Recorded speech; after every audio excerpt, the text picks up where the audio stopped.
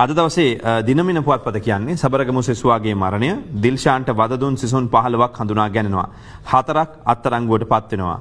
තෙවැනි වසරේ සිසුන් 4ක් මෙසේ අත්අඩංගුවට පත් වෙලා ඉන්නවා කියන එක තමයි සඳහන් කරන්නේ. චරිත් දිල්ෂාන් සිසුවාට නමක වදය දෙන අයුරු ඇසින් දුටු සිසුන් 20 දෙනෙක් මේ වන විට සමනලව පොලිසියට ඒ සම්බන්ධ ප්‍රකාශ ලබා දීලා තියෙනවා. මේ ප්‍රකාශ වලින් චරිත් දිල්ෂාන් සිසුවාට නමක වදය ලබා දුන් ඉහළ වසරවල සිසුන්ගේ තොරතුරු නම් ගම් සහිතව හෙළිදරව් කළා තියෙනවා කියලා පොලිසිය ප්‍රකාශ කළා තිබෙනවා. මියගිය සිසුවාට ඉහළ වසරවල සිසුන් විසින් ලබා දුන් නවක වදයක් ගැන කළ පැමිණිල්ලත් සමග මේ සිසුවාගේ මරණයෙන් සමාජය තුළ මහන් ආందోලනයක් ඇතිවීමත් එක්ක මේ අය සම්බන්ධයෙන් එළිදරව් වෙමින් පවතිනවා. විශේෂයෙන්ම අද දවසේ පුවත්පත් වාර්තාවක් දක්වලා තිබෙනවා. මේ ආందోලනාත්මක සිදුවීමත් එක්ක ඔබ දන්නවා සබරගමු විශ්වවිද්‍යාලයේ දෙවන වසරේ සිසුන් 20 දෙනෙක් මියගිය සිසුවාට නවක වද දෙන අයුරු Taman ඇසින් දුටුවා කියලා තමයි මෙහි සඳහන් කරලා තිබෙන්නේ. ඉතින් ඔයාට අද දවසේ දැන් හෙට ඡන්දේ. ඡන්දෙන් පස්සේ ඊළඟ සතිය වෙනකොට වෙසක්.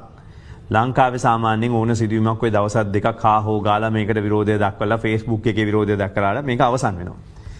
එතනින් එහාට ඔය ශිෂ්‍යයා ගැන මතකත් නැහැ. එතකොට දැන් අපරාධ නීතිය යටතේ දඬුවම් දීම තමයි මේ සිද්ධ වෙන්නේ. ඒතර පොලිසිය යනවා මේකට හේතු වෙනවා.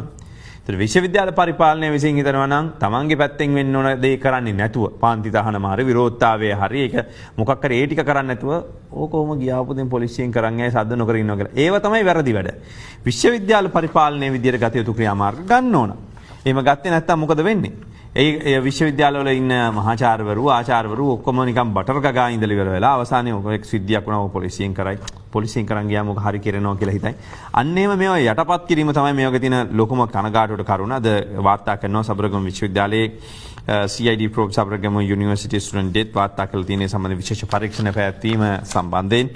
ඉතින් මේ 21කකින් දැනට පොලිසියට පැමිණිලි. මම හිතන්නේ විශේෂයෙන්ම විය යුතු දෙයක් තමයි මේ සම්බන්ධයෙන් පැමිණිලි කිරීම. පැමිණිලි කිරීම ඉතා වැදගත්.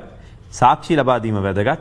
ඒ සාක්ෂි මත පදනම් වෙලා කවුරු හරි දෙනවා හෙට දවසේ අපි විශ්වවිද්‍යාල පද්ධතිය තුලින් කොන් වෙයි. අපිව පාවලා දුන්නා. වෙනත් අය කවුරු හරි ඇවිල්ලි වෙලා මේකට බලපෑම් කරනවා වගේ නම් ඒවා මං හිතන්නේ නොවලහා ඒවා එකක්වත් ගණන් ගන්නේ නැතුව කියන්න ඕන දේවල්. මොකද මේ සිද්ධියත් එක්ක සියලු පරීක්ෂණ CIDට දීලා තියෙනවා. විශේෂම සැකකාර සිසුන් චරිත 60 කට්ටකින් තට්ටමට ඇනලා හිස බිත්තිය වදින්නට සල්ලු කරලා තිබෙනවා.